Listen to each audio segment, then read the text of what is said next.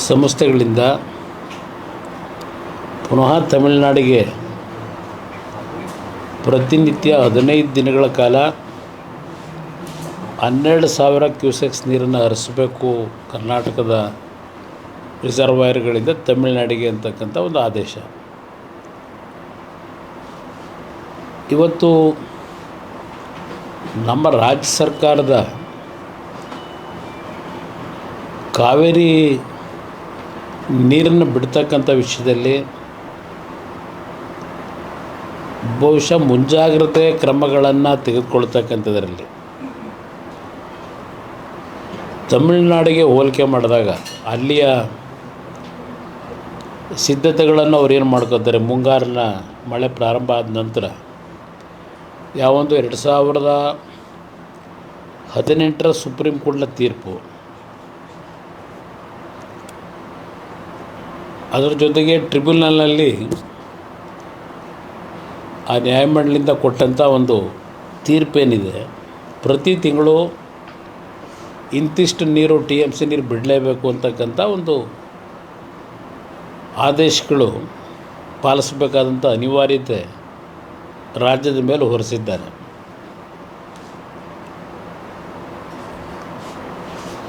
ಎರಡು 2018ರ ಸುಪ್ರೀಂ ಕೋರ್ಟ್ನ ತೀರ್ಪಿನ ನಂತರ ಈ 2 ಅಥಾರಿಟಿಗಳನ್ನು ಕೇಂದ್ರ ಸರ್ಕಾರ ಜಾರಿಗೆ ಅಂತಂದರು. ಈ ಅಥಾರಿಟಿನಲ್ಲಿ ತಮಿಳುನಾಡಿನ ಇಂಜಿನಿಯರ್ಸು, ರಾಜ್ಯದ ಇಂಜಿನಿಯರ್ಸು ಆ ಸದಸ್ಯರುಗಳಿರ್ತಾರೆ. ಇಲ್ಲಿ ಈ ವರ್ಷದ ನೀರನ್ನು ನಾವು ಹರಿಸ್ತಕ್ಕಂಥ ವಿಷಯದಲ್ಲಿ ಸರ್ಕಾರಕ್ಕೂ ಗೊತ್ತಿತ್ತು, ಅದಕ್ಕಿಂತ ಹೆಚ್ಚಾಗಿ ದೇಶದ ಒಂದು ಹವಾಗುಣದ ಪರಿಸ್ಥಿತಿಗಳು ಏನಾಗ್ಬೋದು ಅಂತ ಹೇಳಿ ಪ್ರಧಾನಮಂತ್ರಿಗಳು ಸಹ ಹಲವಾರು ಬಾರಿ ಸಭೆಗಳಲ್ಲಿ ಚರ್ಚೆ ಮಾಡಿದ್ದಾರೆ. ಈ ಬಾರಿಯ ಒಂದು ಹವಾಗುಣದಲ್ಲಿ ಮಳೆಯ ಕೊರತೆ ಆಗ್ತದೆ ಅಂತಕ್ಕಂಥ ಒಂದು ವಿಷಯಗಳು ಪ್ರಾರಂಭಿಕ ಹಂತದಿಂದಲೇ ಪ್ರಾರಂಭ ಏನಿತ್ತು.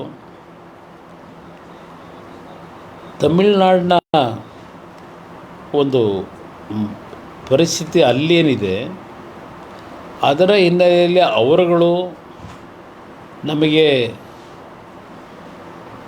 ಮೇ ತಿಂಗಳು, ಜೂನ್ ತಿಂಗಳಿನಲ್ಲಿ ಏನು ಪ್ರಾರಂಭ ಆಗ್ತದೆ, ಜೂನ್ 1ನೇ ತಾರೀಕಿನಿಂದ ಈ ವರ್ಷದ ನೀರನ್ನು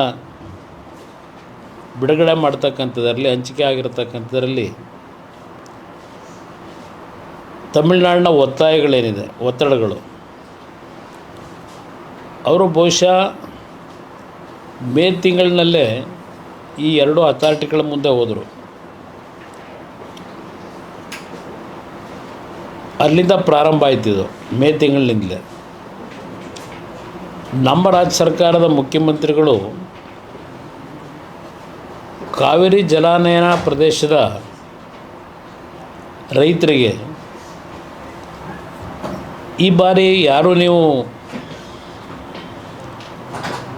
ನೀರಿನ ಆಧಾರದ ಬೆಳೆ ಹಾಕಬಾರ್ದು ಅಂತೇಳಿ ಮೊದಲೇ ಆದೇಶ ಮಾಡಿಬಿಟ್ರು ಸರ್ಕಾರದಿಂದ. ಯಾವೊಂದು ಕಬ್ಬು ಬೆಳೆದು ನಿಂತಿತ್ತು ಆ ಕಬ್ಬಿಗೆ ನೀರನ್ನು ಕೊಡ್ತಕ್ಕಂಥದ್ದನ್ನು ನಿಲ್ಲಿಸ್ಬಿಟ್ರು. ಹಲವಾರು ಭಾಗದಲ್ಲಿ ಕಬ್ಬು ಒಣಗೋಯ್ತು ಕರ್ನಾಟಕ ರಾಜ್ಯದಲ್ಲಿ, ರೈತರು ಬೆಳೆದಿರತಕ್ಕಂಥ ಕಬ್ಬು. ಇಲ್ಲಿ ಮೇ ತಿಂಗಳಿನಿಂದ ಜುಲೈ ತಿಂಗಳಿನವರೆಗೆ ಯಾವ್ಯಾವ ಹಂತದಲ್ಲಿ ತಮಿಳುನಾಡು ನಮ್ಮ 2 ಅಥಾರಿಟಿಗಳ ಮುಂದೆ ಒತ್ತಡಗಳನ್ನು ಹಾಕ್ತಾ ಬಂದರು. ಹಲವಾರು ಸಭೆಗಳನ್ನು 2 ರಾಜ್ಯಗಳ ಪ್ರತಿನಿಧಿಗಳ ಸಭೆಯನ್ನು ಕರೆದು ಚರ್ಚೆಗಳೇನಾಯಿತು. ಈ ಚರ್ಚೆಗಳ ಹಿನ್ನೆಲೆಯಲ್ಲಿ ಅಂತಿಮವಾಗಿ ಜುಲೈ 27, 28ನೇ ತಾರೀಕಿನ ತೀರ್ಪು 3.5 ಕ್ಯೂಸೆಕ್ಸ್ ನೀರನ್ನು ಬಿಡಬೇಕು, 3,500 ಕ್ಯೂಸೆಕ್ಸ್ ನೀರನ್ನು ಬಿಡಬೇಕು ಅಂತಕ್ಕಂಥದ್ದು ಆದೇಶ ಮಾಡಿದ್ರು. ಸುಮಾರು 4.5 TMC ನೀರನ್ನು ಬಿಡಬೇಕಾಯಿತು. ಅದರ ಹಿನ್ನೆಲೆಯಲ್ಲಿ ಮುಖ್ಯಮಂತ್ರಿಗಳು ಆಗಸ್ಟ್ 2ನೇ ತಾರೀಕು ಒಂದು ಸಭೆ ಕರೀತಾರೆ ನಮ್ಮದು. ಆಗಸ್ಟ್ 2ನೇ ತಾರೀಕಿನ ಸಭೆ ಏನು ಕರೆದ್ರು, ನಾವುಗಳೆಲ್ಲ ಏನು ಭಾಗವಹಿಸಿದ್ವು, ನಾವು ಯೂಶುವಲಿ ಇಂಥ ಒಂದು ಪರಿಸ್ಥಿತಿಗಳಲ್ಲಿ ಸರ್ವ ಪಕ್ಷಗಳ ಸಭೆ ಕರೆದಾಗ ಮೊದಲು ಲೀಗಲಾಗಿ ಏನು ಆಗಬೇಕು ಅಂತಕ್ಕಂಥದ್ದನ್ನು ಚರ್ಚೆಗಳು, ದೆನ್ ಟೆಕ್ನಿಕಲಿ ಏನಾಗಬೇಕು ಅಂತಕ್ಕಂಥದ್ದನ್ನು ಇಂಜಿನಿಯರ್ಗಳು ಸಭೆ ಮುಂದೆ ಮಂಡನೆ ಮಾಡ್ತಕ್ಕಂಥದ್ದು ನಡ್ಕೊಂಬಂದಿರ್ತಕ್ಕಂಥದ್ದು. ಯಾಕೆಂದರೆ ಸರ್ವಪಕ್ಷ ಸಭೆಗಳಲ್ಲಿ ನಮ್ಮ ರಾಜ್ಯದ ವಾದವನ್ನು ಮಂಡನೆ ಮಾಡ್ತಕ್ಕಂಥ ವಕೀಲರುಗಳೇನಿದ್ದಾರೆ ಅವರು ಸಭೆ ಮುಂದೆ ನಡೆದಿರ್ತಕ್ಕಂಥ ಈ ಒಂದು ಅಥಾರಿಟಿಗಳಲ್ಲಿರ್ಬೋದು, ಕೋರ್ಟ್ನಲ್ಲಿರ್ಬೋದು, ಸಭೆಗೆ ಬ್ರೀಫ್ ಮಾಡ್ತಕ್ಕಂಥದ್ದು ನಡ್ಕೊಂಬಂದಿರ್ತಕ್ಕಂಥದ್ದು. ನಾವು 2ನೇ ತಾರೀಕು ಸಭೆ ಏನು ಹೋಗಿದ್ವು, ಆ ಸಭೆಯಲ್ಲಿ ಯಾವ ವಕೀಲರನ್ನು ಗಣನೆಗೆ ತಗೊಳ್ಳಿಲ್ಲ. ಅಲ್ಲಿ ಸಭೆಯಲ್ಲಿ ಅವರಿಂದ ಯಾವುದೋ ಮಾಹಿತಿನೂ ಇಡಲಿಲ್ಲ, ಅವ್ರು ಯಾರು ಚರ್ಚೆಗೂ ಭಾಗವಹಿಸಲಿಲ್ಲ. ಏಕಾಏಕಿ ಮುಖ್ಯಮಂತ್ರಿಗಳೇ ಎಲ್ಲ ಬ್ರೀಫ್ ಮಾಡಿಬಿಟ್ರು ಸರ್ವಪಕ್ಷ ಸಭೆಯಲ್ಲಿ. ಭಾಳ ಸರ್ಟಿಫಿಕೇಟು ಕೊಟ್ಟರು ಎಲ್ರಿಗೂ, ಕೇಂದ್ರ ಸರ್ಕಾರಕ್ಕೆ, ಕೇಂದ್ರದ ನೀರಾವರಿ ಸಚಿವರಿಗೆ, ಎಲ್ರಿಗೂ ಉತ್ತಮವಾದ ರೀತಿಯಲ್ಲಿ ಸರ್ಟಿಫಿಕೇಟು ಕೊಟ್ಟಿದ್ದಾರೆ. ಅವರೆಲ್ಲ ಸಂಪೂರ್ಣ ಸಹಕಾರ ಕೊಟ್ಟರು ಅಂತಕ್ಕಂಥದ್ದನ್ನು ಅವರೇ ಹೇಳ್ಕೊಂಡಿದ್ದಾರೆ. ಇದಕ್ಕಿಂತ ಮುಂಚೆ ಈ ಸರ್ಕಾರ ಯಾವ ರೀತಿ ನಡ್ಕೋತಾರೆ ಅನ್ನೋದಕ್ಕೆ ಇಲ್ಲಿ ಕರ್ನಾಟಕ ಭವನದಲ್ಲಿ ಒಂದು ಸಭೆ ಕರೆದಿದ್ದರಲ್ಲ, ಆಲ್ ಪಾರ್ಟಿ ಮೀಟಿಂಗ್, ಮತ್ತು ಸಂಸತ್ ಸದಸ್ಯರುಗಳ ಸಭೆ ಕರೆದ್ರು.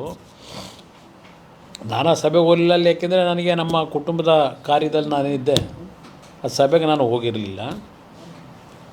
ನಾನು ಮಾಧ್ಯಮದಲ್ಲಿ ಗಮನಿಸಿದೆ. ನಾನು ನಮ್ಮ ರಾಜ್ಯವನ್ನು ಪ್ರತಿನಿಧಿಸ್ತಕ್ಕಂಥ ಒಂದು ಪ್ರಮುಖ ವಕೀಲರು ಮೋಹನ್ ಕಾತರ್ಕಿ ಸಭೆಗೆ ಹೋದಾಗ ಕರ್ನಾಟಕ ಭವನದಲ್ಲಿ ಸಂಸತ್ ಸದಸ್ಯರ ಸಭೆ ಏನು ಕರೆದಿದ್ರು, ಅವರಿಗೆ ಕುರ್ಚಿ ಕೊಡ್ತಕ್ಕಂಥದ್ರಲ್ಲಿ ಅಗೌರವ ಸಲ್ಲಿಸಿ ಸಭೆಯಿಂದ ಅವ್ರು ನಿರ್ಗಮಿಸಿದ್ರು ಅಂತ ಹೇಳಿ ಒಂದು ಆರ್ಟಿಕಲ್ಲು ನೋಡಿದೆ ನಾನು. ಇಲ್ಲೆಲ್ಲ ಇದು CM ಸಭೆಯಿಂದ ಹೊರನಡೆದ ಸುಪ್ರೀಂ ವಕೀಲ ಮೋಹನ್ ಕಾತರ್ಕಿ. ಈ ಸಭೆ ಕರೆದ ಉದ್ದೇಶ ಏನಾವತ್ತು, ಆ ಸಭೆಯಲ್ಲಿ ಯಾವ್ಯಾವ ಹಂತದಲ್ಲಿ ಏನೇನಿದೆ ನಮಗೆ ಪರಿಸ್ಥಿತಿ, ಈ ವಕೀಲರು ಎಕ್ಸ್ಪ್ಲೈನ್ ಮಾಡಬೇಕಲ್ಲ, ಏನೇನು ಡಿಸ್ಪ್ಯೂಟ್ಗಳಿದ್ದಾವೆ, ಮಹದಾಯಿದು ಏನಾಗಿದೆ, ಅಲ್ಲಿಂದ ಅಪ್ಪರ್ ಕೃಷ್ಣಾದು ಏನಾಗಿದೆ, ಅಪ್ಪರ್ ಭದ್ರಾದು ಏನಾಗಿದೆ, ಇದರ ಸಭೆಯಲ್ಲಿದ್ದಂಥ ಅಂಶಗಳು ಚರ್ಚೆ ಮಾಡಲಿಕ್ಕೆ. ಆ ವಕೀಲರಿಗೆ ಕುರ್ಚಿನ ಕೊಡದೆ ಸಭೆಯಿಂದ ಅವರು ಹೊರನಡೆದ್ರು ಅಸಮಾಧಾನವಾಗಿ ಅಂತಕ್ಕಂಥದ್ದನ್ನು ಮಾಧ್ಯಮಗಳು ನೀವೇನು ಬರೀತೀರಿ. ಇವರು ಎಷ್ಟರ ಮಟ್ಟಿಗೆ ಯಾವ್ಯಾವ ಹಂತದಲ್ಲಿ ನಮ್ಮ ಒಂದು ನಡವಳಿಕೆಗಳು, ಸರ್ಕಾರದ ಜವಾಬ್ದಾರಿಗಳನ್ನ ನಿರ್ವಹಣೆ ಮಾಡಬೇಕು, ಅದು ಏನಾದರೂ ಒಂದು ಗಾಂಭೀರ್ಯತೆಯಿಂದ ಮಾಡ್ಕೊಂಡಿದ್ದಾರ?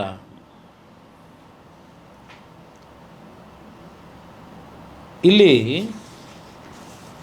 ನಾನು ಹೇಳ್ತಕ್ಕಂಥದ್ದು ತಮಿಳ್ನಾಡಿಗೂ ನಮಗೂ ಇರ್ತಕ್ಕಂಥ ವ್ಯತ್ಯಾಸಗಳು ಇದನ್ನು ಸರಿಪಡಿಸ್ಕೊಳ್ಳಿ. ಏಕೆಂದರೆ ಈ 18ರಲ್ಲಿ ತೀರ್ಪು ಕೊಟ್ಟ ನಂತರ supreme court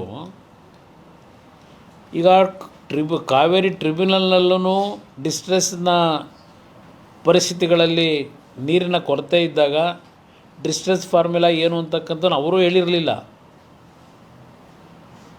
supreme court 127ಕ್ಕೆ reduce ಮಾಡಿದ್ಮೇಲೆ ಅವ್ರಿಗೆ ನೀರು ಕೊಡ್ತಕ್ಕಂಥದ್ದನ್ನು 177 TMCಗೆ ಅವರು ಸಹ ಆ ಸಂದರ್ಭದಲ್ಲಿ ಡಿಸ್ಟ್ರೆಸ್ನ ಸಮಯದಲ್ಲಿ ಏನು ಫಾರ್ಮುಲಾನ ನೀವು ಜಾರಿಗೆ ತರಬೇಕು ಅಂತಕ್ಕಂಥದ್ದು ಅವರೂ ಹೇಳಿರಲಿಲ್ಲ.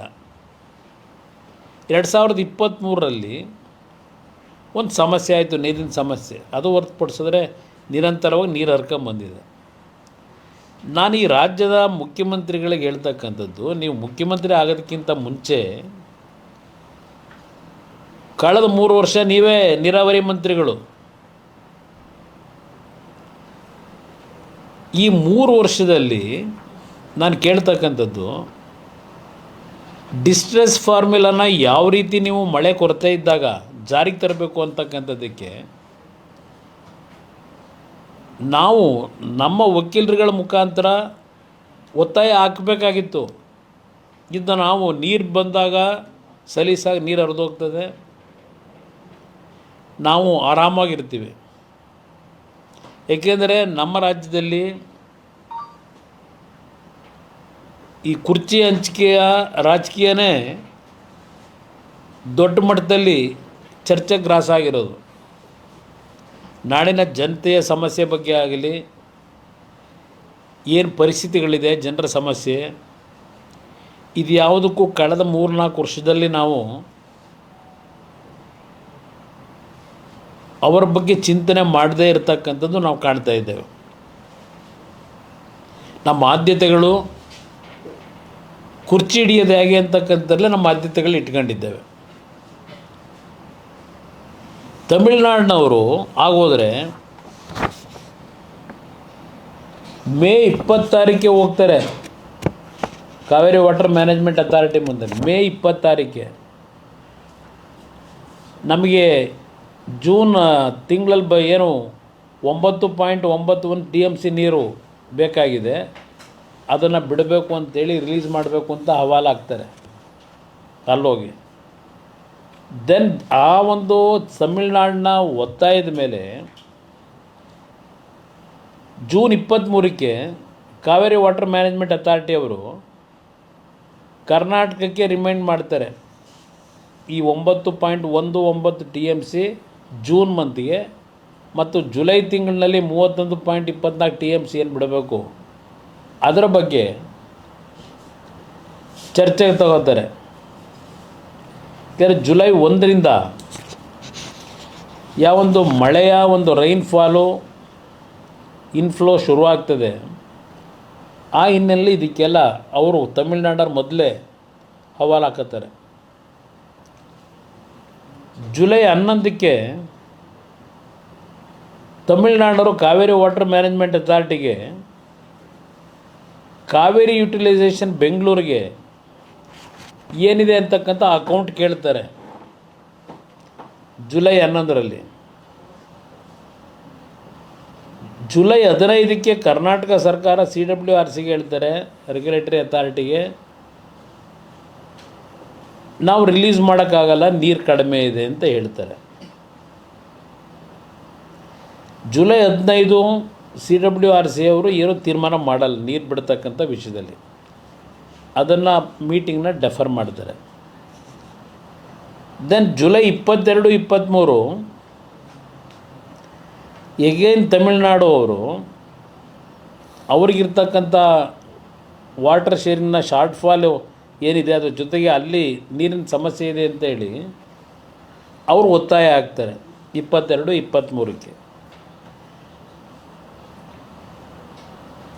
ದೆನ್ ಜುಲೈ 23 CWMA ಅವರು CWRCಗೆ ಏನೇನು ಪರಿಸ್ಥಿತಿ ಅಂತಕ್ಕಂಥ ಒಂದು ಮಾಹಿತಿ ಕೊಡಿ ಅಂತೇಳಿ ಅವ್ರಿಗೆ ಡೈರೆಕ್ಷನ್ ಕೊಡ್ತಾರೆ. ಏನು ಸಿಚುವೇಶನ್ ಇದೆ ಎಕ್ಸಾಮ್ ಮಾಡಿ ಏನು ಮಾಡ್ಬೋದು ಪ್ರೋರೇಟ ಬೇಸಿಸ್ನಲ್ಲಿ ಅಂತಕ್ಕಂಥ ಮಾಹಿತಿ ಕೊಡಿ ಅಂತ ಹೇಳಿ. ಜುಲೈ 28 3 ವರ್ಷ ಕ್ಯೂಸೆಕ್ ನೀರು 3,000 ಕ್ಯೂಸೆಕ್ಸ್ ನೀರನ್ನ 15 ದಿವಸ ಬಿಡಿ ಅಂತ ಆದೇಶ ಆಯಿತು. ಇದು ನಡೆದಿರ್ತಕ್ಕಂಥ ರೀತಿ. ಇಲ್ಲಿ ಪ್ರಶ್ನೆ, ನಮ್ಮ ರಾಜ್ಯ ಸರ್ಕಾರ ಈ ಒಂದು ವಿಷಯಗಳಲ್ಲಿ ನಾವು 3 ವರ್ಷದ ಮುಖ್ಯಮಂತ್ರಿಗಳಿಗೆ ಹೇಳ್ತಾರೆ, ಪಾಪ ಪಾರದರ್ಶಕತೆಯಿಂದ ತೀರ್ಮಾನ ತಗೋತಾರಂತೆ ನಮ್ಮ ಮುಖ್ಯಮಂತ್ರಿಗಳು. ನಮ್ಮ ರೈತರ ಹಿತವನ್ನು ಗಮನದಲ್ಲಿಟ್ಕೊಂಡು ಎಷ್ಟು ನೀರು ಬಿಡಬೇಕು ಅಂತಕ್ಕಂಥ ಪಾರದರ್ಶಕತೆಯನ್ನು ಅಳವಡಿಸ್ಕೊತೀನಿ ಅಂತಕ್ಕಂಥ ಪಾಪ ನೆನ್ನೆನೂ ಹೇಳಿದ್ದಾರೆ. ನಾನು ಆಗಸ್ಟ್ 2 ಸಭೆಯಲ್ಲಿ ಸರ್ಕಾರಕ್ಕೆ ಒಂದು ಎಚ್ಚರಿಕೆ ಅವತ್ತೇ ಕೊಟ್ಟೆ. ನಾನು ಇವತ್ತು ಏನು ನೀವು ಕರೆದಿದ್ದೀರಿ ಈ ಸಭೆ, ಜುಲೈ 28 ಯಾವೊಂದು ವಾಟರ್ ಅಥಾರಿಟಿಯವ್ರು ನೀರು ಬಿಡ್ಲಿಕ್ಕೆ ಹೇಳಿದ್ರು. ಅದರ ಹಿನ್ನೆಲೆಯಲ್ಲಿ ನಮ್ಮ ಸಭೆಯನ್ನು ಕರೆದಿದ್ದೀರಿ. ಈಗಾಗಲೇ ಕಳೆದ 2 ದಿವಸಗಳಿಂದ ಕಬಿನಿ ಜಲಾಶಯಕ್ಕೆ KRSಗೆ ದೊಡ್ಡ ಪ್ರಮಾಣದ ನೀರಿನ ಹರಿವೇನಿದೆ. ಇದರ ಮೇಲೆ ಈಗಾಗಲೇ ಕಬಿನಿಯಿಂದ ನೀವು ಪ್ರತಿನಿತ್ಯ 25,000 ಕ್ಯೂಸೆಕ್ಸ್ ನೀರನ್ನು ಬಿಡ್ತಾ ಇದ್ದೀರಿ. ಇಲ್ಲಿ ಇದನ್ನು ನೀವು ನೋಡಿಕೊಂಡು ನಾವು ರಿಲೀಫ್ ಆಗಿದ್ದರೆ, ಸದ್ಯ ಎಲ್ಲ ತೊಂದರೆ ಇಲ್ಲ, ನೀರು ಹರಿತಾ ಇದೆ ಅಂತ ಇದ್ದರೆ, ಇದು ಬೀಸೋದೊಣ್ಣೆ ತಪ್ಪಿಸ್ಕೊಂಡಿದ್ದೀರಿ ಅಷ್ಟೇ. ಇದೇ ಪದ ಯೂಸ್ ಮಾಡಿದ್ದೀನಿ ಸಭೆಯಲ್ಲಿ. ಬೀಸೋದೊಣ್ಣೆಯನ್ನು ತಪ್ಪಿಸ್ಕೊಂಡಿದ್ದೀವಿ ಅಂತ ಹೇಳಿ ಮೈ ಮರಿಬೇಡಿ ಅಂತ ಹೇಳಿದೆ. ಏಕೆಂದರೆ ಮುಂದಿನ ಆಗಸ್ಟ್ ನಂತರ ಮತ್ತೆ ಪುನಃ ನೀರು ಬಿಡಬೇಕಲ್ಲ ನಾವು. ವಾಟರ್ ಶೇರಿಂಗ್ ಏನಿದೆ ಅದರ ಹಿನ್ನೆಲೆಯಲ್ಲಿ ಈಗ ನೀರು ಒಳ ಹರಿವಿದೆ ಅಂತ ಹೇಳಿ ಇದೇ ರೀತಿ ಮಳೆ ಸಂಪೂರ್ಣವಾಗಿ ಬಂದು ಜಲಾಶಯಗಳು ತುಂಬುತ್ತೆ ಅಂತಕ್ಕಂಥದ್ದು ನಾವು ಆಶಾಭಾವನೆ ಇಟ್ಕೊಳ್ಳೋಣ, ದೇವರು ಪ್ರಾರ್ಥನೆನೂ ಮಾಡೋಣ. ಆದರೆ ಏನಾದರೂ ಪರಿಸ್ಥಿತಿಗಳು ಹದಗೆಟ್ಟರೆ, ನೀರಿನ ಮಳೆಯ ಒಂದು ಕೊರತೆ ಬಂದು ಮತ್ತೆ ಮುಂದಿನ ತಿಂಗಳಿಂದ ಸಮಸ್ಯೆಗಳು ಶುರು ಆಗುತ್ತೆ ಆಗಸ್ಟ್ ಎಂಡ್ನಲ್ಲಿ. ಇದಕ್ಕೆ ಯಾವ ಕ್ರಮ ತೆಗೆದುಕೋಬೇಕು ಅನ್ನೋದ್ರ ಬಗ್ಗೆ ಮುಂಜಾಗ್ರತೆ ಕ್ರಮ ತಗೊಳ್ಳಿ ಅನ್ನೋದನ್ನು ಸಭೆಯಲ್ಲಿ ಹೇಳಿದೆ. ಇವತ್ತು ಆ ಪರಿಸ್ಥಿತಿ ಬಂದು ನಿಂತಿದ್ದೇವೆ. ಈಗ ತಮಿಳ್ನಾಡಿನವರು ತೆಗೆದುಕೊಳ್ತಕ್ಕಂಥ ಅವರ ಒಂದು ಗಾಂಭೀರ್ಯತೆ, ಅಲ್ಲಿಯ ಸರ್ಕಾರಗಳು, ಈಗ ನೀವು ನೀರು ಬಿಟ್ಟರು 3,500 ಕ್ಯೂಸೆಕ್ಸ್ ನೀರು ಬಿಟ್ಟರು, ಅವ್ರು ಕೇಳಿದ್ರು ನೀವು 25,000 ಕ್ಯೂಸೆಕ್ಸ್ ಬಿಟ್ರಿ 3,500ಕ್ಕೆ, ಆದರೂ ಸಹ ಅವರು ಸುಪ್ರೀಂ ಕೋರ್ಟ್ ಮುಂದೆ ಹೋಗಿ ಅರ್ಜಿ ಹಾಕ್ತಾರೆ ಡೈರೆಕ್ಷನ್ ಕೊಡಿ ಅಂತ ಹೇಳಿ. ನೀವು ಎಷ್ಟರ ಮಟ್ಟಿಗೆ ಸ್ಪೀಡ್ ಇದ್ದೀರಿ? ಬರಲೇ ಅದು ಆಮೇಲೆ ನೋಡೋಣ ಅನ್ನೋ ರೀತಿಯಲ್ಲಿ ನಿಮ್ಮಲ್ಲಿ ಒಂದು ರೀತಿ ಉಡಾಫೆ ಇದೆ. ಇಲ್ಲಿ ನಾನು ಮುಖ್ಯಮಂತ್ರಿಗಳಿಗೆ ಕೇಳ್ತೀನಿ, ಈ ಜುಲೈ 15ರಿಂದ ಆಗಸ್ಟ್ 10ನೇ ತಾರೀಕು ಅಂದರೆ ಒಂದು 25 ದಿನದಲ್ಲಿ ಎಷ್ಟು ಬಾರಿ ನೀವು ಡೆಲ್ಲಿಗೆ ಬಂದ್ರಿ? ಬಹುಶಃ ನಿಮ್ಮ ಹತ್ರ ನನಗಿಂತ ಜಾಸ್ತಿ ಮಾಹಿತಿ ಇರ್ಬೋದು ಎಷ್ಟು ಬಾರಿ ಬಂದವರು ಇಲ್ಲಿ ನಮ್ಮ ಡೆಲ್ಲಿ ಸ್ನೇಹಿತರುಗಳಿಗೆ. ಜುಲೈ 15ಕ್ಕೆ ಒಂದು ಬಾರಿ ಡೆಲ್ಲಿಗೆ ಬಂದರು, ಜುಲೈ 21ಕ್ಕೆ ಡೆಲ್ಲಿಗೆ ಬಂದರು, ಜುಲೈ 27ಕ್ಕೆ ಡೆಲ್ಲಿಗೆ ಬಂದರು, ಆಗಸ್ಟ್ 9ಕ್ಕೆ ಡೆಲ್ಲಿಗೆ ಬಂದರು. ನೀವು ಬಂದು ಮಾಡಿದ ಕೆಲಸ ಏನು? ಏನಾದರೂ ಕಾವೇರಿಯ ನೀರಿನ ಹಂಚಿಕೆ ಏನು ಮಾಡಬೇಕಾಗಿದೆ ಈಗ ಈ ವರ್ಷದ ಮಳೆ ಕೊರತೆಯಲ್ಲಿ? ಇದಕ್ಕೆ ಏನೇನು ಕ್ರಮ ತೆಗೆದುಕೋಬೇಕಾಗ್ತದೆ ಅಂತೇಳಿ ಏನಾದರೂ ಒಂದು ದಿನ ನಿಮ್ಮ ವಕೀಲರುಗಳ ಜೊತೆ ಚರ್ಚೆ ಮಾಡಿದಾರ? ಇಲ್ಲಿ ಬಂದು ನೀವು ಬಂದು ಅವ್ರು ಯಾರು ಕೇರಳದ ಲೀಡರ್ ವೇಣುಗೋಪಾಲು, ಕರ್ನಾಟಕಕ್ಕೂ ಆ ವೇಣುಗೋಪಾಲ್ಗೂ ಸಂಬಂಧ ಯಾಕೆ ಇಟ್ಕೊಂಡಿದ್ದೀರಿ ಗೊತ್ತಿಲ್ಲ ನನಗೆ. ಇಲ್ಲೆಲ್ಲೋ ಸುರ್ಜೇವಾಲು, ಅದೆಂಥ ಸುರ್ಜೇವಾಲು, ರಣದೀಪ್ ಸಿಂಗ್ ಸುರ್ಜೇವಾಲು, ನೀವು ಅವ್ರ ಮನೆ ಕಾಂಪೌಂಡ್ ಕಾಯಕ್ಕಿಲ್ಲಿ ಬರ್ತೀರಿ, ಇಲ್ಲಿ ಅವ್ರ ಮನೆ ಗೇಟ್ ತಟ್ಟಕ್ಕೆ ಬರ್ತೀರಿ, ಇಲ್ಲಿ ಬಾಗಿಲು ತಟ್ಟಕ್ಕೆ. ಇನ್ನೊಂದು ಕಡೆ ನಮ್ಮ ರಾಜ್ಯದವರೇ ಮಲ್ಲಿಕಾರ್ಜುನ್ ಖರ್ಗೆ ಅವರು ರಾಷ್ಟ್ರೀಯ ಅಧ್ಯಕ್ಷರು, ಅಲ್ಲ ಅವೆರಡು ಕಡೆ ಬಾಗಿಲು ಏನಾದರೂ ಬೇಗ ತೆಗಿಲಿಲ್ಲ ಅಂತ ಇಲ್ಲಿ ಬರ್ತೀರಿ ಮಲ್ಲಿಕಾರ್ಜುನ್ ಖರ್ಗೆ ಅವ್ರ ಮನೆ ಮುಂದೆ. ಅವರು ಖಾಲಿ ಕೈಯಲ್ಲಿ ನಿಮ್ಮನ್ನು ಕಳಿಸ್ತಾರೆ. ನೀವು, ನಾನು ಅದನ್ನೇ ಒಂದು ತಿಂಗಳಿಂದ ನೋಡಿದ್ದೇನೆ, ನಿಮಗೆ ರಾಜ್ಯದ ಜನತೆಯ ಹಿತಾಸಕ್ತಿಗಿಂತ ಹೆಚ್ಚಾಗಿ ನಿಮ್ಮ ಕುರ್ಚಿ ಉಳಿಸ್ಕೊಳ್ಳಿಕ್ಕೆ, ನಿಮ್ಮ ಮಂತ್ರಿಮಂಡಲ ರಚನೆ, ಅಲ್ಲಿಂದ ಕ್ಯಾಬಿನೆಟ್ನ ಪೋರ್ಟ್ಫೋಲಿಯೋಗಳು ಮಂತ್ರಿಗಳಿಗೆ ಈಗ ಬಂತು ಆಗ ಬಂತು, ಈಗ ಬಂತು ಆಗ ಬಂತು, ದಿನ 1-2 ದಿವಸದಿಂದ ನೋಡ್ತಾನೆ ಇದ್ದೀವಿ. ಇದಕ್ಕೆ ಇವರು ಮನೆ ಬಾಗಿಲು ತಟ್ಟಕ್ಕೆ ಬರ್ತೀರಿ ಇಲ್ಲಿ. ನಿಮ್ಮ ಪರಿಸ್ಥಿತಿ ಎಲ್ಲಿಟ್ಕೊಂಡಿದ್ದೀರಿ? ಇನ್ನು ಇದು ಒಂದು ಭಾಗ. ಅಲ್ಲಿ ಕರ್ನಾಟಕದಲ್ಲಿದ್ದರೆ ಅಲ್ಲಿ ಯಾವುದೋ ಬಿಡದಿನಲ್ಲಿ ಎಂಥದ್ದು ಇಂಟಿಗ್ರೇಟೆಡ್ ಟೌನ್ಶಿಪ್ಪು, ಇಂಟರ್ನ್ಯಾಷನಲ್ ಸ್ಟ್ಯಾಂಡರ್ಡ್ ಅದು. ದಿನ ಪೇಪರ್ ಅಡ್ವರ್ಟೈಸ್ಮೆಂಟು, TV ಅಡ್ವರ್ಟೈಸ್ಮೆಂಟು, ಅದೇನು ಆ ಟಿ ವಿಲಿ ಯಾವಾಗ ಒಂದೊಂದು ಅರ್ಧ ಗಂಟೆಗೂ ಶುರು ನೋಡಿನ ಜನತೆಗೆ ಅದೆಂಥದ್ದು ಉತ್ತಮವಾದಂಥ ರಸ್ತೆ, ಕ್ರೀಡಾಂಗಣ, ಉದ್ಯಾನವನ, ಈ ಉದ್ಯೋಗ ಯುವಕರಿಗೆ ಯಾವಾಗ ಕೊಡ್ತೀರಪ್ಪ ಇವೆಲ್ಲ? ಇದಕ್ಕೆ ನಿಮಗೆ ಟೈಮ್ ಇದೆ. ಈ ಅಡ್ವರ್ಟೈಸ್ಮೆಂಟ್ ಕೊಟ್ಕೊಂಡು ದಿನ ಕೂತ್ಕೊಳ್ಳೋದಕ್ಕೆ ಟಿ ವಿ ಮುಂದೆ ಅದು ಎಷ್ಟು ಕೋಟಿ ಖರ್ಚು ಮಾಡ್ತಿರೋ. ಈಗ ಅದೆಂಥದ್ದೋ, ಈಗ 1000 ಕೋಟಿ ಯಾರ ಅಪ್ಪನ ಮನೆದ್ರಿ ದುಡ್ಡು? 1000 ಕೋಟಿ 6000 ಗ್ರಾಮೀಣ ಪ್ರದೇಶದಲ್ಲಿ ಅದು ಭಾರತ್ ಜೋಡೋ ಸಂಘವಂತೆ, 4000 ಅರ್ಬನ್ ಏರಿಯಾದಲ್ಲಿ ಭಾರತ್ ಜೋಡೋ ಸಂಘ. 10,000 ಸಂಘಕ್ಕೆ ಒಂದೊಂದು ಸಂಘಕ್ಕೆ 10 ಲಕ್ಷ ರೂಪಾಯಿ.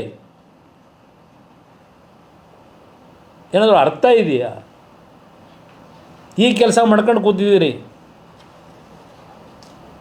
ಇವತ್ತು ಕಾವೇರಿ ಜಲಾನಯ ಪ್ರದೇಶದಲ್ಲಿ ರೈತರು ಬೆಳೆ ಹಾಕೋಕ್ಕಾಗಲಿಲ್ಲ, ಬೆಳೆ ಉಳಿಸ್ಲಿಲ್ಲ, ಕಬ್ಬೆಲ್ಲ ನಾಶ ಆಗೋಯ್ತು. ಇವತ್ತು ಪಾರದರ್ಶಕವಾದಂಥ ರೀತಿಯಲ್ಲಿ ತೀರ್ಮಾನ ತಗೋತೀರಾ? ಇಷ್ಟು ಬಾರಿ ಡೆಲ್ಲಿಗೆ ಬಂದು ಮಾಡಿದ್ದೇನಪ್ಪ? ಇಲ್ಲಿ ಬರೋದು ವೇಣುಗೋಪಾಲ್ ಮನೆ ಕಾಂಪೌಂಡು, ಅಲ್ಲಿಂದ ಸುರ್ಜೇವಾಲ ಮನೆ ಕಾಂಪೌಂಡ್ ಕಾಯಕ ಬರ್ತೀರಾ ಇಲ್ಲಿ? ಈಗ ಪರಿಸ್ಥಿತಿ ಎಲ್ಲಿಗೆ ತಂದು ನಿಲ್ಲಿಸ್ತೀರಿ? ಯಾಕೆಂದರೆ ಎಲ್ಲ ಸರ್ಕಾರಗಳಿದ್ದಾಗಲೂ ಇದು ಬಂದಿದೆ ಸಮಸ್ಯೆ. ನೀರು ಬಿಡಲ್ಲ ಅಂತಲೂ ನೀವೇನು ಹೇಳೋಕ್ಕಾಗೋದಿಲ್ಲ, ಗೊತ್ತಿದೆ ನಮಗೆ. ಬಟ್ ನೀವು ನಡ್ಕೋತಾರೆ ರೀತಿಗಳೇನಿದೆ? 3 ವರ್ಷದಲ್ಲಿ ನೀವು ನೀರಾವರಿ ಮಂತ್ರಿಯಾಗಿ 2018ರ ತೀರ್ಪು ಏನು ಕೊಟ್ಟಿದ್ದಾರೆ, ಮಳೆ ಕೊರತೆ ಇದ್ದಾಗ ಏನು ತೀರ್ಮಾನ ಮಾಡಬೇಕು ಅಂತಕ್ಕಂಥದ್ದಕ್ಕೆ ಅಲ್ಲಿ ಏನು ಆದೇಶ ಇಲ್ಲ. ಇದನ್ನೇ ದುರುಪಯೋಗ ಪಡಿಸ್ಕೊಂಡು ತಮಿಳುನಾಡಿನವರು ಒತ್ತಡಗಳನ್ನು ಹಾಕಿ ನೀರನ್ನು ಪಡೀತಕ್ಕಂಥದ್ದೇನಿದೆ, ಈ ಇಶ್ಯೂನ ಕಳೆದ 5 ವರ್ಷದಲ್ಲಿ 18 ಅಂದರೆ ಈಗಾಗಲೇ ಹೆಚ್ಚು ಕಡಿಮೆ 8 ವರ್ಷ ಆಯಿತು. ಈ ಇಶ್ಯೂನಲ್ಲಿ ನೀವು ಏನು ನಮ್ಮ ವಕೀಲರ ಜೊತೆ ಚರ್ಚೆ ಮಾಡಿ ಟಾಪ್ ಪ್ರಿಯಾರಿಟಿನಲ್ಲಿ, ಏಕೆಂದರೆ ಕಳೆದ 3-4 ವರ್ಷದಲ್ಲಿ ಸುಮಾರು 800 TMC ಮೇಲೆ ಹೋಗಿದೆ ಸಮುದ್ರಕ್ಕೆ ನೀರು. ಆ್ಯಾವ್ರೇಜ್ ಪ್ರತಿ ವರ್ಷ 300-340 TMC ಬಿಟ್ಟಿದ್ದೀವಿ. ಇದು ಹಲವಾರು ವರ್ಷಗಳು, 10 ವರ್ಷದಲ್ಲಿ 6 ವರ್ಷವೋ 7 ವರ್ಷವೋ ನೀರಿನ ಸಮಸ್ಯೆ ಇರಲ್ಲ, ಇನ್ನೊಂದು 3-4 ವರ್ಷ ಸಮಸ್ಯೆ ಬರುತ್ತೆ. ಈ ಸುಪ್ರೀಂ ಕೋರ್ಟ್ನ ತೀರ್ಪು ಬಂದ ನಂತರ 2018ರಲ್ಲಿ ಈ 6 ವರ್ಷದಲ್ಲಿ ಎಷ್ಟು ಬಾರಿ ಈ ಡಿಸ್ಟ್ರೆಸ್ ಫಾರ್ಮುಲಾನ ಅಳವಡಿಕೆ ಮಾಡಲಿಕ್ಕೆ ಒತ್ತಡವನ್ನು ತಂದಿದ್ದೀರಿ? ಎಷ್ಟು ಚರ್ಚೆ ಆಗಿದೆ? ಬರೀ ಮೇಕೆದಾಟು ಅಂತ ಕೂತ್ಕೊಂಡ್ರು. ನಿಮಗೆ ಮೇಕೆದಾಟು ಪರ್ಮಿಷನ್ ಸಿಕ್ಕಿದ್ರು ಎಷ್ಟು ವರ್ಷ ಬೇಕು ಅಲ್ಲಿ ಕಟ್ಟಲಿಕ್ಕೆ? ಇನ್ನೂ ಭಾಳ ಮುಂದಿದ್ದು ಹೋಗಬೇಕಾಗಿದೆ. ಅದು ಇನ್ನೂ ಎನ್ವಿರಾನ್ಮೆಂಟಲ್ ಕ್ಲಿಯರೆನ್ಸ್ ಆಗಬೇಕು. ಅಲ್ಲಿರ್ತಕ್ಕಂಥ ಪ್ರಾಣಿಯಲ್ಲಿ ಕಳಿಸ್ತೀರಿ. ಈಗಲೇ ಚನ್ನಪಟ್ಟಣ, ಕನಕಪುರ ಎಲ್ಲ ಕಡೆ ಬರ್ತಾಯಿವೆ ಪ್ರಾಣಿಗಳು. ಬೆಂಗಳೂರು ಸಿಟಿ ಕರ್ಕೊಂಬಂದುಬಿಡ್ತೀರಾ? ಇವೆಲ್ಲ ಸಮಸ್ಯೆಗಳಿದೆ. ಆದರೆ ಈ ಡಿಸ್ಟ್ರೆಸ್ ಫಾರ್ಮುಲಾ ಬಗ್ಗೆ ಯಾತಕ್ಕೆ ನೀವು ಇನ್ನೂ ಒತ್ತಡ ಹಾಕಿಲ್ಲ? ಏನು ಮಾಡ್ತಾಯಿದ್ದೀರಿ? ನೀರು, ಮಳೆ ನಮಗೆ ಸಹಕಾರ ಕೊಟ್ಟಾಗ, ಪ್ರಕೃತಿ ಸಹಕಾರ ಕೊಟ್ಟಾಗ ಯಾವುದೇ ರೀತಿ ಸಮಸ್ಯೆ ಇಲ್ಲದೆ ತಮಿಳ್ನಾಡಿಗೆ ನೀರು ಬಿಟ್ಟಿದ್ದೀವಿ. ಅವರು 3 ಬೆಳೆ ತಗೋತಾರೆ, ನಮಗೆ 1 ಬೆಳೆನೂ ಇಲ್ಲ. ಅವರು ಎಷ್ಟು ಬಾರಿ ಕರ್ನಾಟಕದಲ್ಲಿ ನೀರು ಎಷ್ಟಿದೆ ಅಂತಕ್ಕಂಥದ್ದನ್ನು ಲೆಕ್ಕಾಚಾರ ಮಾಡಿಕೊಂಡು ಏನೇನು ಒತ್ತಡಗಳಾಗ್ತಾರೆ. ನೀವೆಷ್ಟು ಬಾರಿ ಹೋಗಿ ಅಲ್ಲಿ ಯಾರನ್ನು ಕಳಿಸಿ, ಅಲ್ಲಿರ್ತಕ್ಕಂಥ ಭವಾನಿ ಡ್ಯಾಮ್ ಇರ್ಬೋದು, ಮೆಟ್ಟೂರು ಡ್ಯಾಮ್ ಇರ್ಬೋದು, ಅಲ್ಲಿ ಎಷ್ಟು ನೀರಿದೆ ಪ್ರಮಾಣ ಅಂತಕ್ಕಂಥದ್ದನ್ನು ಮಾಹಿತಿ ತಗೊಂಡು ಅವರು ಎಷ್ಟು ಎಕ್ಸ್ಟೆಂಟ್ಗೆ ಬೆಳೆ ಹಾಕ್ಕೊಂಡಿದ್ದಾರೆ, ನಮ್ಮ ಪರಿಸ್ಥಿತಿ ಏನಿದೆ, ಇದೆಲ್ಲವನ್ನು ಸರಿಯಾದ ರೀತಿಯಲ್ಲಿ ಮಂಡನೆ ಮಾಡಬೇಕೋ ಬೇಡವೋ? ನೀವು ಏನು ಮಾಡಿದ್ದೀರಿ? ನಿಮಗೆ ರಾಜಕೀಯ ಮಾಡೋಕ್ಕೆ ಪುರ್ಸೋತಿಲ್ಲ, ರೈತರು ಭೂಮಿ ಹೊಡೆಯೋಕ್ಕೆ ಪುರ್ಸೋತಿಲ್ಲ ನಿಮಗೆ. ಅದರಿಂದ ಇವತ್ತು ಈ ಸರ್ಕಾರದ ನಡವಳಿಕೆ ಏನು ನಡೀತಾ ಇದೆ, ರಾಜ್ಯ ಮುಳುಗಿಸ್ತಕ್ಕಂಥವ್ರು ಇವರೇನು ಉದ್ಧಾರ ಮಾಡೋರಲ್ಲ. ಇವರು ಮಾತಿದ್ರೆ ಕೇಂದ್ರ ಸರ್ಕಾರ ಅಂತೀರಿ.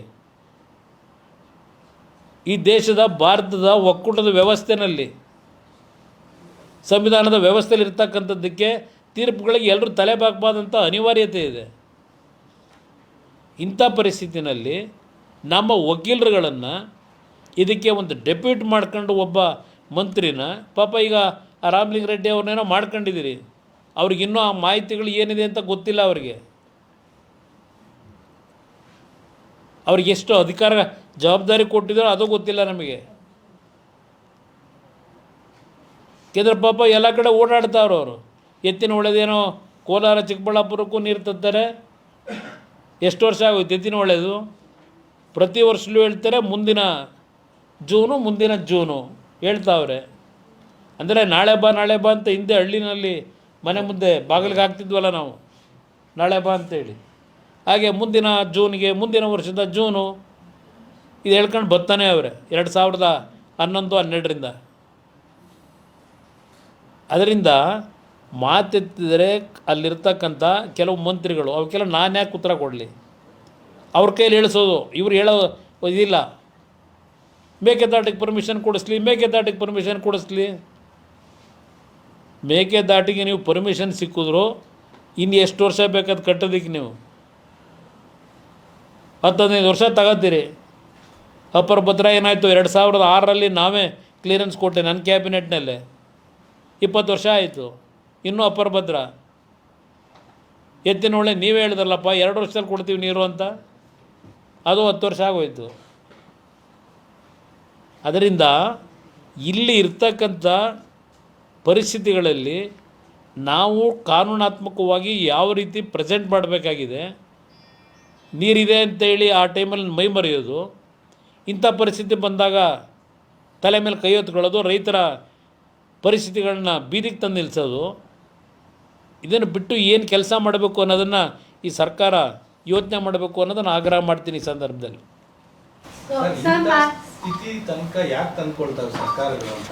ನಾನು ಅದನ್ನೇ ಹೇಳ್ತಾ ಇರೋದು ಬ್ರದರ್. ಈಗ ಕೇರ್ಲೆಸ್ನೆಸ್ ಈ ಡಿಸ್ಟ್ರೆಸ್ ಫಾರ್ಮುಲಾದು ಸೆಟ್ರೇಟ್ ಮಾಡ್ಕೊಳ್ಳೋದೇ ಇದ್ದರೆ ನೀರಿನ ಕೊರತೆ ಆದಾಗ ಇದು ಪ್ರತಿನಿತ್ಯ ಇರ್ತದೆ. ಯಾವುದೇ ಸರ್ಕಾರ ಇದ್ದರು, ನಾನು ಈ ಸರ್ಕಾರ ಅಂತ ಹೇಳಲ್ಲ, ಯಾವ ಸರ್ಕಾರಗಳು ಮುಂದೆ ಬಂದ್ರೂ ಹಿಂದೆ ಇದ್ದವರು ಇಂಥ ಪರಿಸ್ಥಿತಿ ಬಂದಾಗ ಎಂಬ್ರಾಸಿಂಗ್ ಸಿಚುಯೇಷನ್ ಎದುರಿಸ್ತಕ್ಕಂಥದ್ದು ಅಷ್ಟೇ ಅಲ್ಲ, ಒಂದು ರೀತಿಯಲ್ಲಿ ನಮ್ಮ ರಾಜ್ಯದ ರೈತರ ಬದುಕನ್ನು ನಾವು ಹಾಳು ಮಾಡ್ತಾಯಿದ್ದೀವಿ.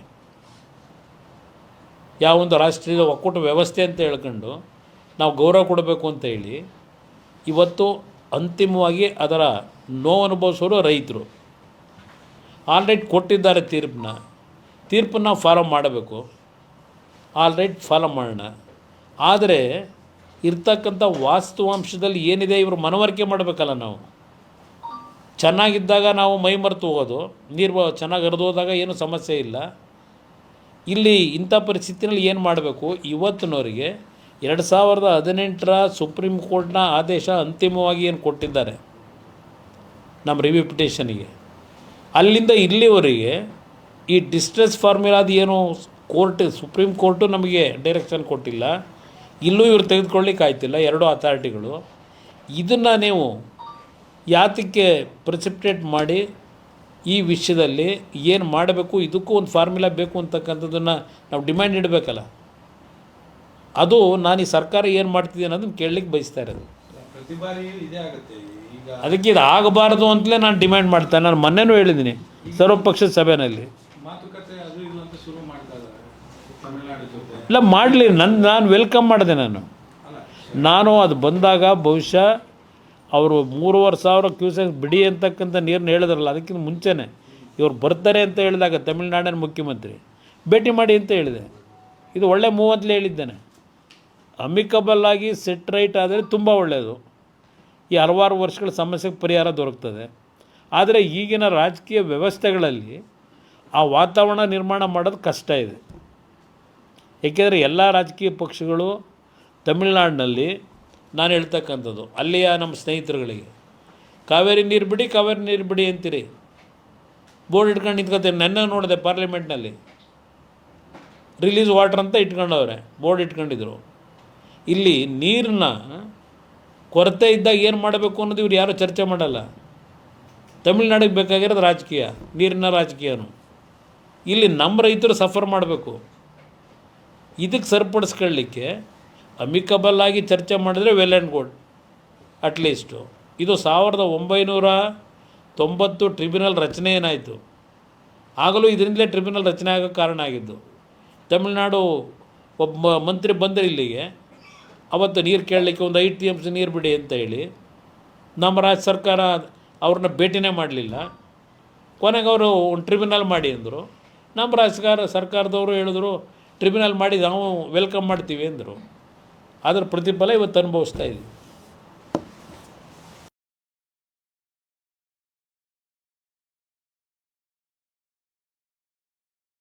ಪ್ರತಿಭಟನೆ ವಿಚಾರ ಬೇಡ ಇತ್ತು ತಗೊಳ್ಳಿ ಬ್ರದರ್, ಬಿಡದಿದೇನು ಬ್ರದರ್? ಬಿಡದಿ ಪ್ರತಿಭಟನೆ ವಿಚಾರದಲ್ಲಿ ಬಿಜೆಪಿ ಬೆಂಬಲ ಪರಿಪೂರ್ಣವಾಗಿ ಸಿಕ್ಕಿಲ್ಲ. ಇಲ್ಲ, ನಾನು ನಮ್ಮ ಪಕ್ಷದ ವತಿಯಿಂದ ಮೊದಲೇ ನಾವು ಪ್ರತಿಭಟನೆ ಮಾಡಬೇಕು ಅಂತಕ್ಕಂಥ ತೀರ್ಮಾನ ಮಾಡಾಗಿತ್ತು. ಕಾರಣ ಆ ಭಾಗದಲ್ಲಿ JDS ಪಕ್ಷದ ನೆಲೆ ಇದೆ. ಆ ಜಿಲ್ಲೆಗಳಲ್ಲಿ JDS ಪಕ್ಷ ಸ್ಟ್ರಾಂಗ್ ಆಗಿದೆ. ಅಲ್ಲಿ BJP ಪಕ್ಷದ ಸ್ಟ್ರೆಂತು ಅನ್ನೋದಕ್ಕಿಂತ ಹೆಚ್ಚಾಗಿ ಅಲ್ಲಿ ರೈತರುಗಳ ಬಗ್ಗೆ ಮೊದಲಿಂದಲೂ ನಮ್ಮ ಪಕ್ಷದ ಒಂದು ನಿಲುವು ಇಟ್ಕೊಂಡಿದ್ದೀವಿ. ಆ ನಿಲುವಿನಲ್ಲಿ ನಮ್ಮ ಹೋರಾಟ ಮಾಡ್ತಕ್ಕಂಥದ್ದು ಘೋಷಣೆ ಆಗಿತ್ತು ಪಾದಯಾತ್ರೆಗೆ. ಆ ಸಂದರ್ಭದಲ್ಲಿ ನಾನೇ ಅಶೋಕ್ ಅವ್ರನ್ನ ಇನ್ವೈಟ್ ಮಾಡಿದೆ ವಿರೋಧ ಪಕ್ಷದ ನಾಯಕರಾಗಿ, ನೀವು ಭಾಗವಹಿಸಿ ಅಂತೇಳಿ. ಅವ್ರು ಬಂದು ಭಾಗವಹಿಸಿ ಇನಾಗ್ರೇಟು ಮಾಡಿದ್ರು. ಅದರಿಂದ ನಮ್ಮಲ್ಲಿ BJP JDS ನಡುವೆ ಯಾವುದೇ ರೀತಿಯ ಗೊಂದಲ ಇಲ್ಲ, ನಾವು ಒಂದಾಗೇ ಇದ್ದೇವೆ. ಅದು ಆ ಭಾಗದ ರೈತರ ಜೊತೆ ಮೊದಲಿಂದಲೂ ನಮ್ಮ ಒಂದು ಕನೆಕ್ಟಿವಿಟಿ ಏನಿದೆ ಅವ್ರ ಪರವಾಗಿ ನಮ್ಮ ಪಕ್ಷದ ವತಿಯಿಂದ ಮಾಡಿದ್ದೀವಿ. ಅದಕ್ಕೆ ಅವರು ಅದಕ್ಕೆ ಅವ್ರು ಹೇಳಿರೋದು ಸಾಂಕೇತಿಕವಾಗಿ ನಮ್ಮ ಬೆಂಬಲ ಇದೆ ಅಂತ. ಪ್ರತಿಭಟನೆ ವಿಚಾರ ಬೇಡ ಇತ್ತು ತಗೊಳ್ಳಿ ಬ್ರದರ್, ಬಿಡದಿದೇನು ಬ್ರದರ್?